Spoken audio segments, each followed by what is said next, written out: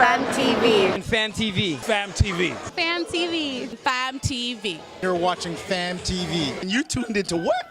Fam TV.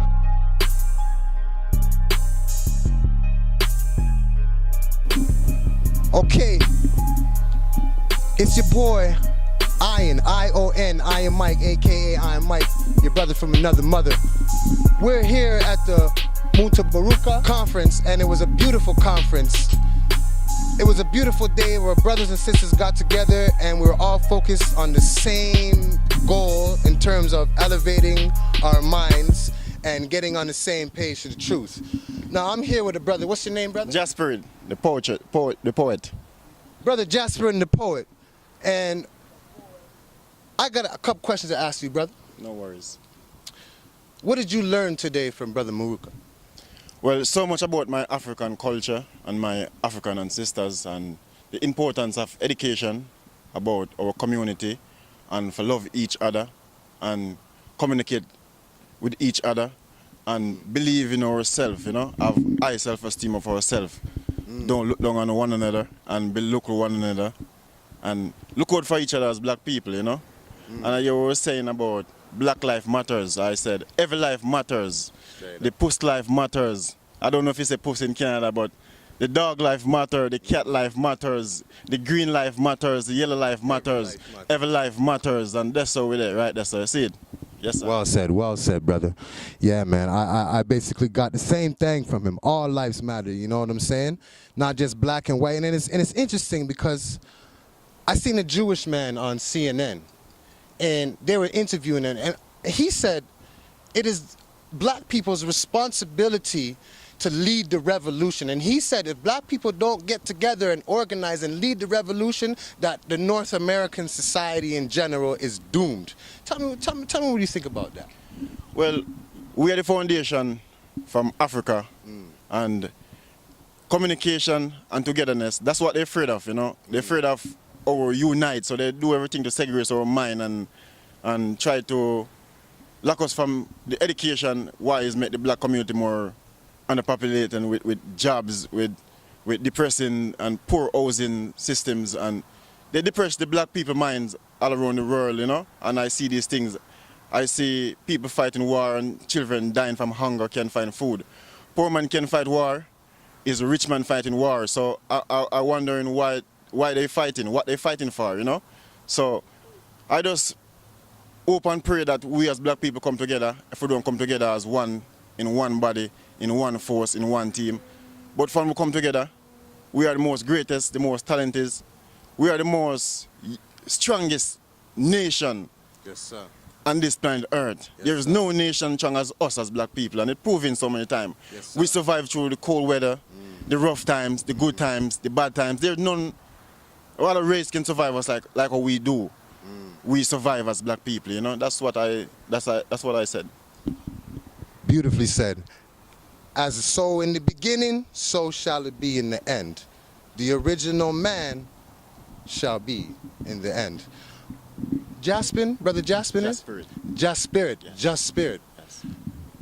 Brother Jah Spirit, would you be so kind to bless us with a poem that is deep in that pineal gland in the third eye, just resting? Do you have one just resonating, ready? I can give you off the head, you know. Okay, brother. Bless you. Imagine if this world of love, you wouldn't have no gangsters, you wouldn't have no thugs, you wouldn't have no hate, you wouldn't have no grudge, you wouldn't have no police, you wouldn't have no thief. Everybody could live in their home in peace. And the youth of today not thinking like the mark of the beast. Because every day it's just pure wickedness, we see it increase. So what happened to the world leaders of world peace? Imagine a world without genocide's plan. Imagine a world where nation not fighting against nation. Imagine a world without child molestation. Imagine a world with peace forevermore. Imagine a world we need more love more than the food we eat. We need more love more than the word we speak. We need more love more than the poor need a place to sleep. Imagine if this world of love. You wouldn't have no gangsters, you wouldn't have no thugs, you wouldn't have no hate, you wouldn't have no grudge, you wouldn't have no police, you wouldn't have no thief. Everybody could live in their home in peace, and the youth of today not thinking like the mark of the beast. Because every day, it's just pure wickedness I see an increase. So what happened to the leaders of the world peace? Imagine a world without genocide plan. Imagine a world with nation not fighting against nation. Imagine a world without child molestation. Imagine a world with peace forevermore. That's it. Truly amazing. Man, that sounds like the words of a collective of all of us. He was talking for me. I don't know about you, but he was talking for me there. He was talking for you too, sister. He was talking for you too, sister. You know what I'm saying? That was a collective of words from us, from the ancestors, from thousands of us. Thank you so much, brother. You're here with Fam TV, Fearless African Men on the Fearless African Movement. You know what I'm saying? I'm here with my brother from another mother, Brother Dave. And we just about to go on, we just about to break it down, you know what I'm saying? Break it down. We just about to break it down. That's all we gonna do real quick, you know what I mean? Yeah, man. Yeah, man. Man, how do you feel about today? What did today make you feel like? Wow, Well, there's a lot of info. Of course, a lot of things I agreed with and a lot of things I would say I disagreed with. And it's not, a lot of people might get offended or might not agree, but then one thing is just from the knowledge, they always say do your research. So I did my research, and now I have to break down melanin, and we know that melanin is something that exists even in plants everywhere you go. So are we trying to say now, and this goes back to inside, like in the show, when he said we all come from Africa, or from one lady, they have the bones of a lady named Lucy, which is the first person on earth. So now, first thing I have to say is, we always say, oh, we're following the Europeans' knowledge and we're getting all this knowledge from the Europeans, but yet that knowledge right there, that supposed research of Lucy and whatnot comes from the Europeans, all right? So now my whole point is, if we're talking about melanin, we're saying melanin exists everywhere. So my whole point is melanin in Australia. You had melanated people in Australia. Melanin throughout Japan, China, the Vietnamese people, you call them the Eta people. Everywhere you go, you have melanated people. So my whole point is, I personally don't believe that we all came from just Africa alone. I feel melanated people existed everywhere. And that's why you have the different people. When they came to the Americas, the indigenous people were us. And that's why in there, so when he's saying, what's wrong with Jamaicans when they say, I'm a Jamaican, I'm not from Africa? Well, another thing he said in there was our melanin, he didn't say the melanin, but our memory. So it's instilled in us, something in us, or telling us, our genetic memory is telling us, what are you telling me? I didn't come off no boat. We are already here. We didn't come here as slaves. So now you want to do statistics and all that. It's impossible for millions and millions of people in all the Americas. We have to remember all the black people in all the Americas, or the melanated people, if you don't want to call them black, in South America and Central America and in North America. And that's a lot. You know what I'm saying? It's impossible for them to bring all those people here on slave ships. So I'm just trying to say we got to just do a little more research, because you say we got to know where we're from to know where we're going. And if we don't know where we're from, many of us may have come from a slave ship off of the boat, off of Africa, but many of us were already here, living as kings and queens, whatever you want to say it. You know what I'm saying? That goes to say we already, they have pyramids, they have already existence, things to artifacts that predate African artifacts. So I need explanation on that. And that's a lot of the things that are going on in there. Where there's many things in there I agree with, but there's certain things that they have to, I need more explanation. Wow, and to build on that, that goes back to what I was saying earlier about the collective consciousness of humanity. Now, Brother Muta,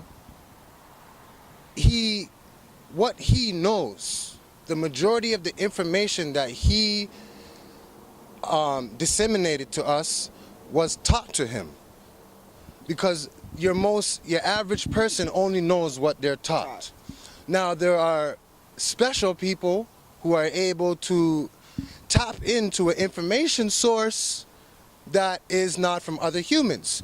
You can tap into that genetic memory, what she's speaking of, and you can also tap into the information of your ancestors. Now, call me crazy, that's your perspective, but this is an ability that I have, so I am not a man that only knows what I'm taught.